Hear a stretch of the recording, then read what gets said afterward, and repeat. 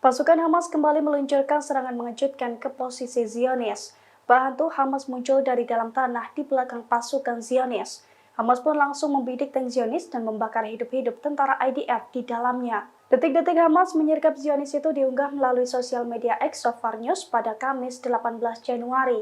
Dalam video terlihat seorang pejuang Hamas merayap dari dalam tanah sembari membawa senjata. Pejuang Hamas itu pun muncul tepat di belakang pasukan Zionis. Dengan sigap, pejuang Hamas membidik tank Zionis yang tengah bersiap meluncurkan serangan tersebut. Bidikan Hamas itu pun tampak tepat sasaran dan berhasil membakar tentara IDF yang ada di atasnya. Suara ledakan besar pun terdengar menggema seiring dengan serangan tersebut. Sementara dalam video dijelaskan bahwa serangan itu diluncurkan Hamas di sebelah timur Camp Burij dengan roket Al-Yasin 105.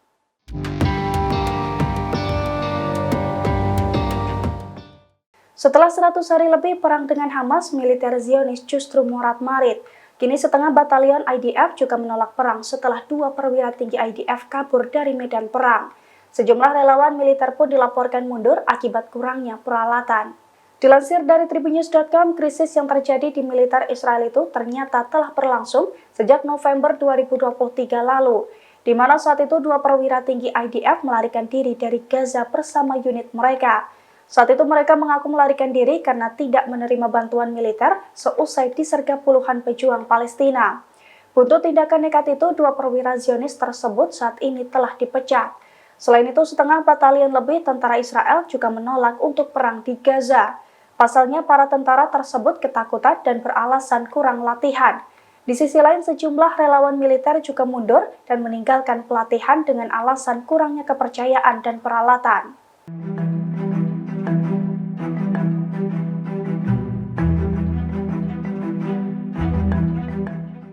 Korea Utara jor-joran membantu militan Palestina untuk balas dendam ke Israel. Selain melatih Hamas, pasukan elit Korea Utara juga melatih pasukan Hizbullah dan Houthi. Bahkan Korea Utara diam-diam juga memasok senjata ke militan Palestina. Dilansir dari Tribunnews.com pada Kamis 18 Januari, bantuan Korea Utara itu diketahui dari laporan dari salah satu kantor berita Israel. Dalam laporan tersebut dijelaskan bahwa pasukan pertahanan Israel atau IDF menemukan banyak senjata buatan Korea Utara di jalur Gaza di tengah perang Hamas-Israel. Di sisi lain, Korea Utara juga disebut mengutus perwira intelijennya ke Gaza untuk memberikan pelatihan ke Hamas. Selain itu, Korea Utara rupanya juga memiliki sejarah kerjasama dengan Hizbullah di Lebanon dan juga Houthi di Yaman, di mana pada tahun 1980-an personil Houthi datang ke Korea Utara untuk mendapatkan pelatihan militer. Kemudian di tahun 2000-an pelatih dari Korut datang ke Lebanon untuk melatih Hizbullah membangun bunker bawah tanah. Oleh karena itu, terowongan Hizbullah yang berada di perbatasan Israel-Lebanon disebut dibangun dengan bantuan Korea Utara. Tanya itu, Korea Utara diduga mengirimkan roket Grad dan Katyusha kepada Hizbullah. Korea Utara juga membantu Iran membuat beberapa jenis roket yang kemudian dikirimkan kepada Hizbullah.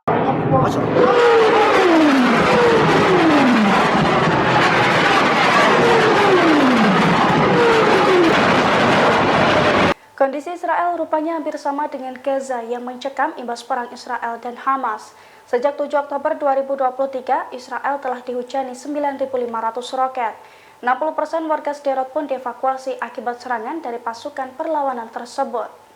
Dilansir dari Tribunnews.com, serangan dari pasukan perlawanan Palestina itu membuat wali kota Sderot, Ellen Davidi, ketakutan. Karena merasa terancam pada Selasa 16 Januari lalu, ia pun menyerukan agar lingkungan di jalur Gaza dimusnahkan jika roket-roket masih ditembakkan ke arah Israel. Terlebih pada Senin 15 Januari, 9 roket dari Gaza kembali menghantam Sderot, yang mana wilayah tersebut dulunya dibangun di atas reruntuhan desa Najd di Palestina. Desa tersebut dibersihkan secara etnis dari penduduk Palestina pada tanggal 13 Mei 1948 oleh pasukan Zionis. Diketahui sebelumnya sekitar 9.500 roket, peluru, dan serangan drone telah diluncurkan ke wilayah Israel dari jalur Gaza, Lebanon, Suriah, dan juga Yaman. Segera setelah serangan lintas batas Hamas pada tanggal 7 Oktober tersebut, Israel mengevakuasi 60% pendudukan Sderot. Namun Davidi meminta pemerintah Israel untuk mengevakuasi seluruh warga karena perang.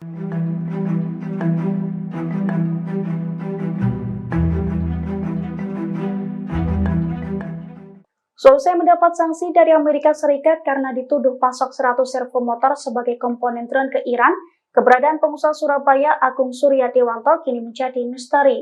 Perusahaan yang didirikannya di Jawa Timur itu pun kini juga telah dikelola oleh kerabatnya. Dilansir dari Kompas.com, otoritas Amerika Serikat memberikan sanksi kepada seorang warga negara Indonesia atau WNI Agung Surya Dewanto. Hal itu merupakan buntut dari tuduhan bahwa perusahaannya yang bernama Surabaya Habib dituduh memasok 100 servo motor sebagai komponen produksi kendaraan udara nirawak atau UAV ke Iran.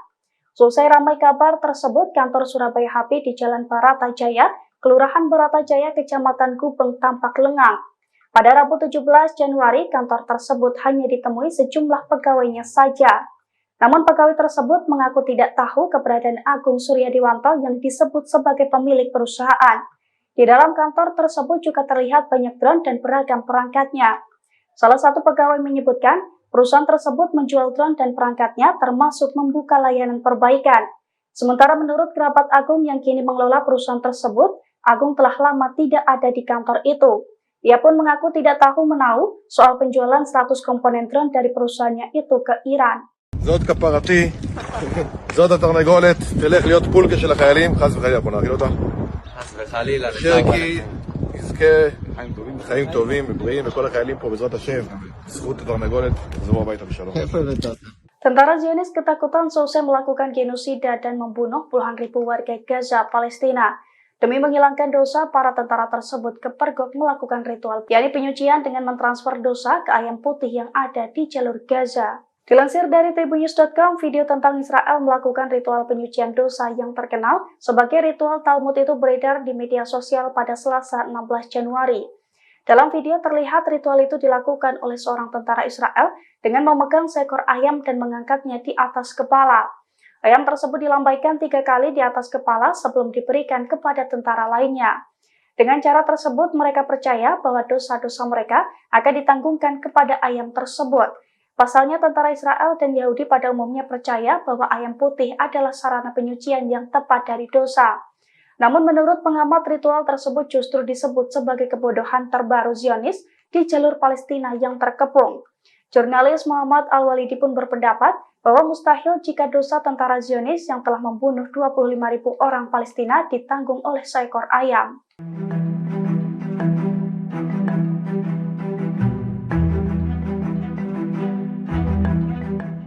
Sebuah perusahaan bernama Surabaya Hobby yang berdiri di Jawa Timur mendapatkan sanksi dari Amerika Serikat. Amerika Serikat murka seusai perusahaan milik Agung Surya Dewanto tersebut diduga memasok 100 komponen drone ke Iran. Terkait dugaan tersebut, pegawai Surabaya Hobby pun turut memberikan pengakuannya.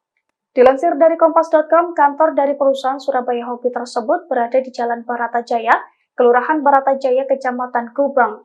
Dalam kantor tersebut terdapat banyak drone dan beragam perangkat. Saat dikonfirmasi pada Rabu 17 Januari, seorang pegawai yang tidak disebutkan namanya itu pun memberikan pengakuannya. Pasalnya perusahaan tersebut menjual drone dan perangkatnya. Selain itu, ia mengaku bahwa perusahaan itu juga membuka layanan perbaikan drone. Pegawai tersebut juga mengungkapkan bahwa pemilik perusahaan, Agung Surya Dewanto, sudah lama tidak terlihat. Ia pun mengklaim tidak mengetahui keberadaan pemilik perusahaan tempatnya bekerja itu. Download Tribun X sekarang. Menghadirkan lokal menjadi Indonesia.